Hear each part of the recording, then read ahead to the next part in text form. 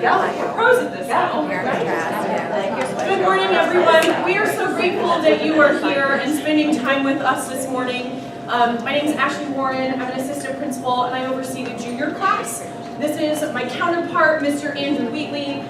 I'll let him tell you what he does because what I think he does is like way up here, but he describes himself very, very differently. So sure, I do. Yeah, my title here at the district is Instructional Technology Facilitator. I technically work out of the district office, but I spend most of my time here at the high school. I do a lot of teacher training, staff development, work on projects for the district, various things like that. So I'm kind of involved in a lot of different buckets and wear a few different hats around here. So we're here this morning to talk a little bit about the Synnovation Lab, and I'm sure that you've maybe heard some pieces about it. Some of you have been to our informational sessions that we've had, which we thank you for that. We have several more that are coming up pretty soon, actually one tonight that's at the junior high school from 6:30 to 7:30 this evening. And then one on Monday, this coming Monday here at the high school again at 6:30.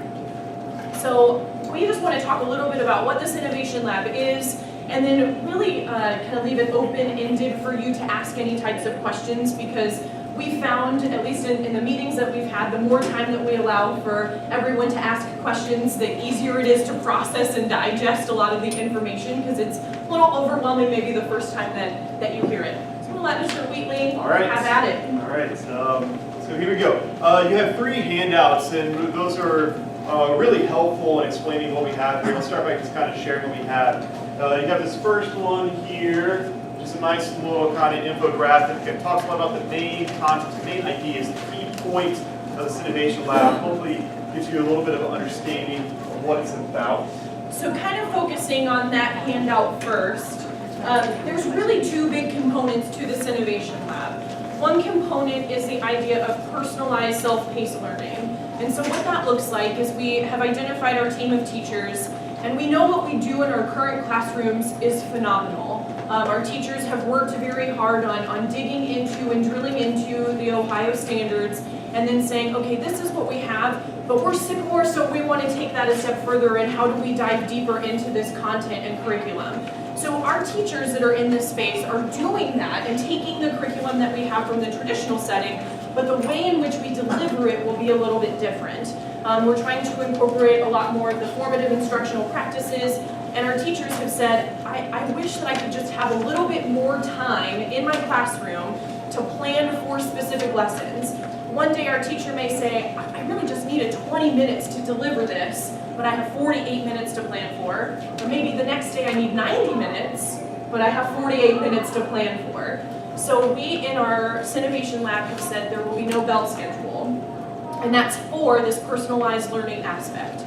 We know that our students, they get in their class, they start working and really trying to get maybe into that creative process or get into the mind flow of, I've got this math problem, I'm going to finish this math problem, and then the bell rings.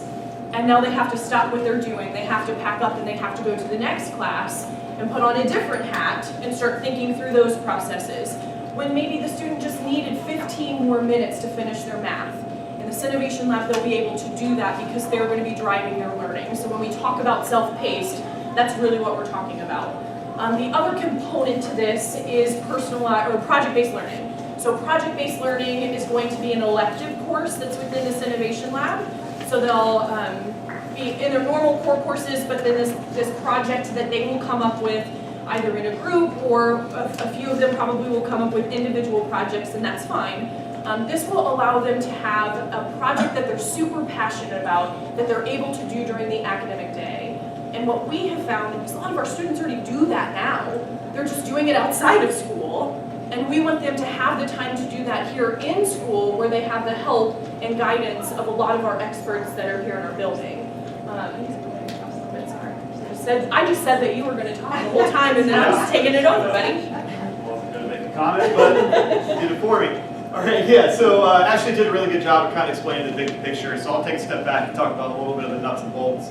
So the Synnovation Lab is going to start next school year. The Synnovation Lab is going to be for current 8th grade and 9th graders, so it's for 9th and 10th graders next year. The Synnovation Lab is going to have roughly 100 students, and it's going to be split 50-50 between the 2 grade levels, 9th and 10th grade. And one of the biggest questions we've had from that is, our maximum number that we want to accept is 100, but what happens if only 100 students apply? We'll take all 100 students that apply. If we have more than 100 students that apply, we'll go through the process of looking at their application and trying to balance out class sizes the best that we can. With those 100 students, and actually talk about application process, this is a school, this is a lab for all students. It's not a place for just gifted students, it's not a place for just struggling students. This type of educational model really works for all types of learners. And so when we talk about application isn't about test scores, it's not about your academic ability, it's really just about fit, and how you see learning and how you see the learning process. We'll just ask students a few questions about that. The application process starts November 1st and it'll be open until December 1st. So students have about a month to fill out that application and turn it in. As Ashley talked about, we have the personalized learning and we have the project-based learning.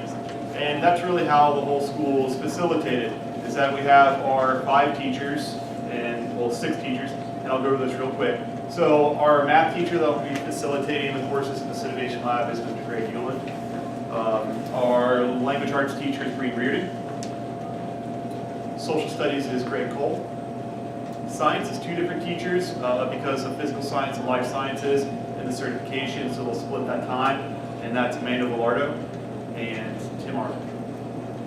And then we also have a special education teacher, because as we said, this is for all students, and all students includes our special education students, and we expect to have around 10 to 13 special education students, which is about the same as what our special education teachers have on their caseload, and that's Jen Walsh.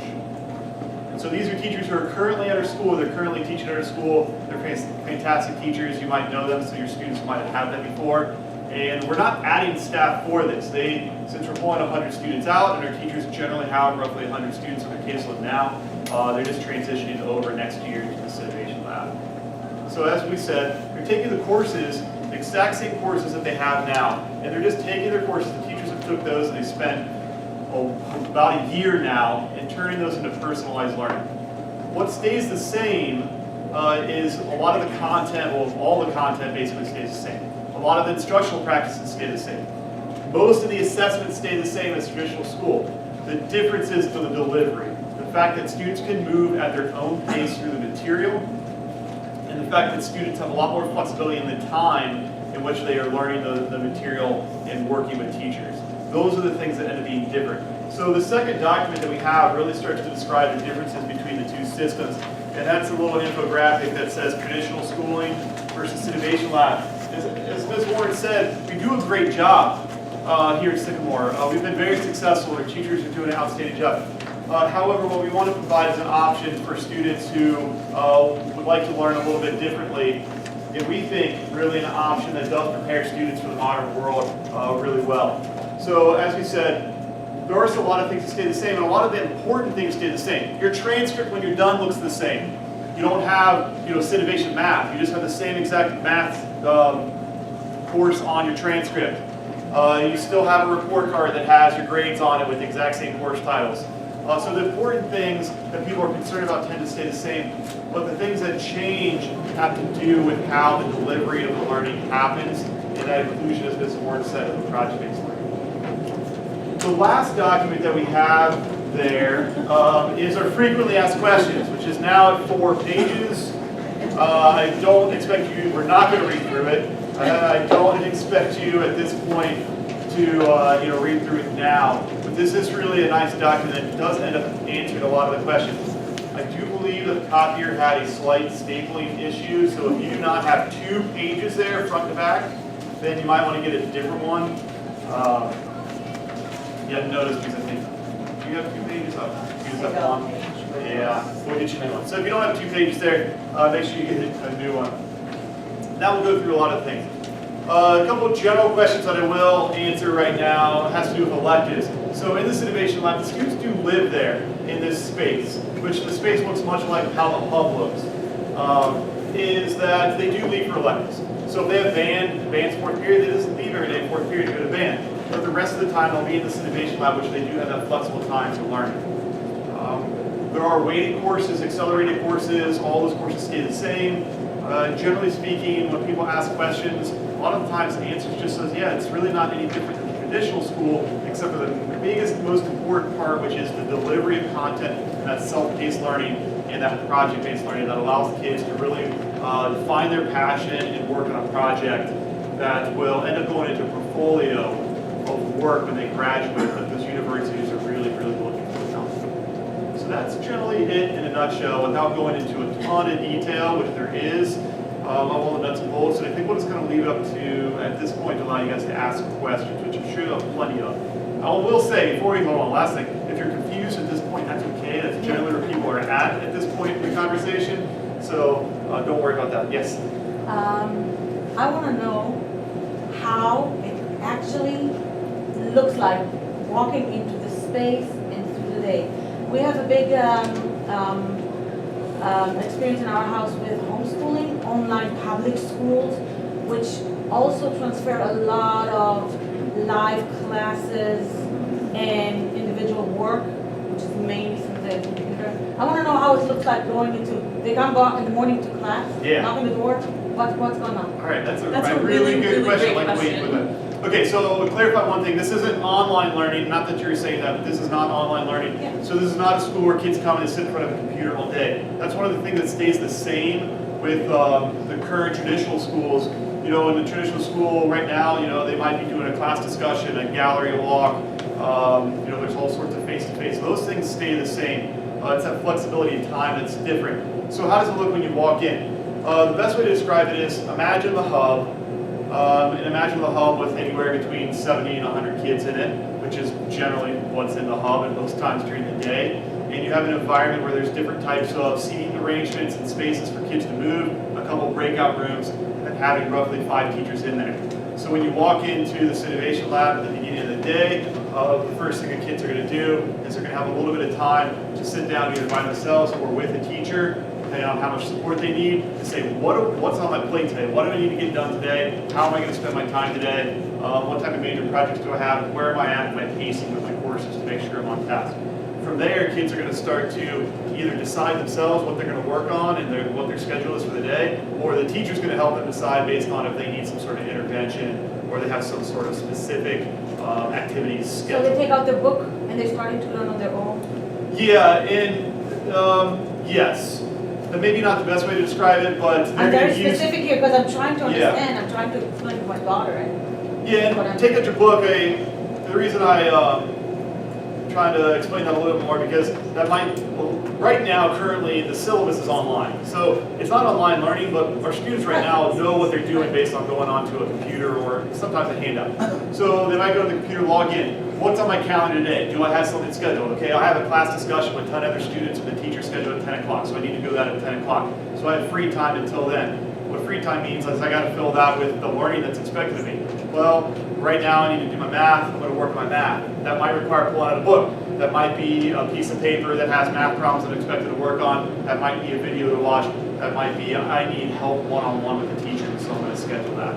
So those things look very different, but those are kind of all the possibilities. So just with this, I'm sorry.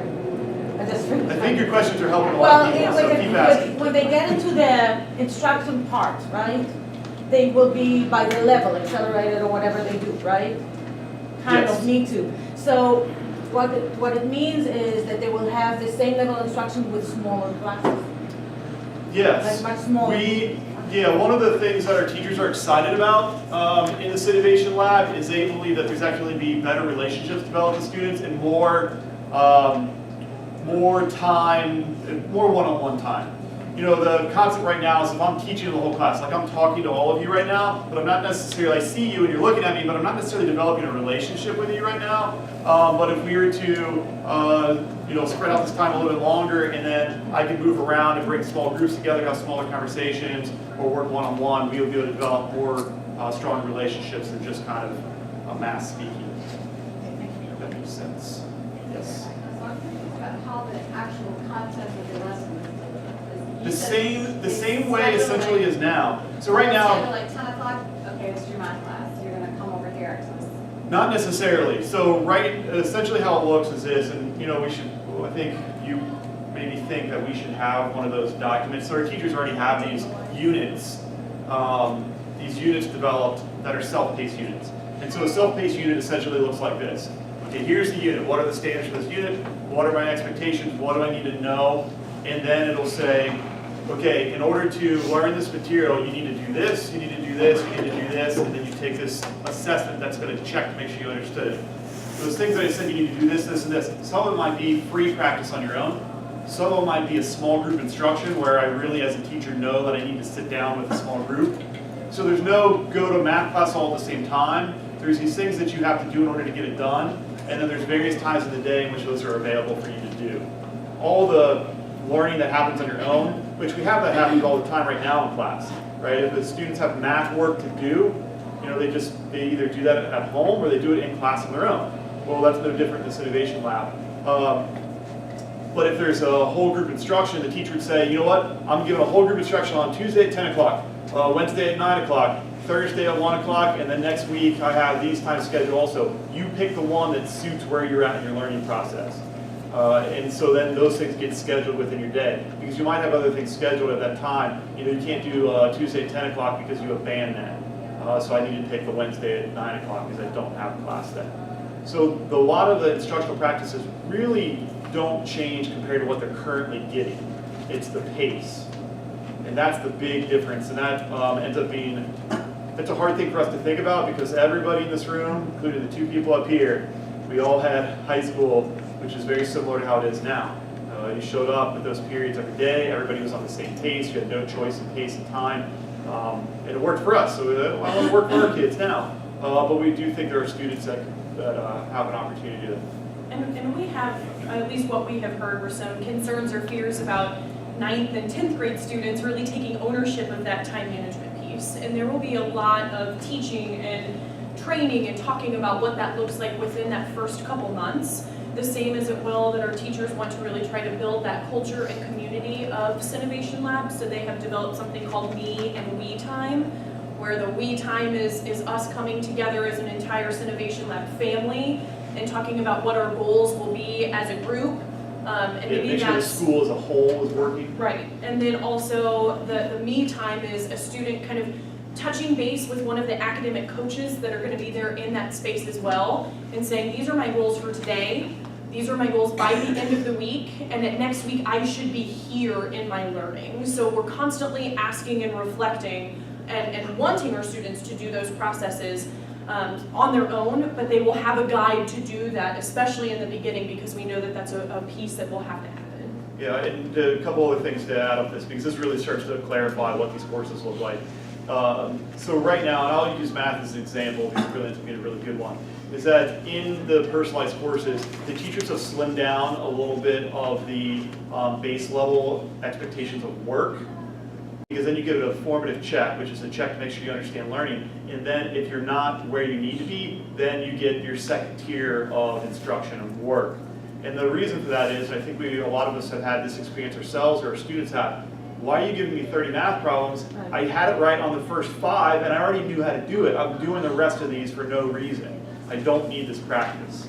And so the concept would be is, okay, so we're just going to give you the 5. Okay, you know it. You gave the formative check. The formative check says that you know it. Let's move on to the next section. However, if the formative check said you didn't know it, now we need to go back and do more of these math problems, probably with support from a teacher to really drill down. And it started, part of this is that whole process that we've interviewed a lot of students that say, yeah, I'm often assigned work that I don't really need, and it's just taking up my time, and I can move faster if I wanted to. And then the opposite, which is, I was asked to do work, but there was no time to get direct one-on-one support. I needed that, I needed to go slower, and I couldn't get that.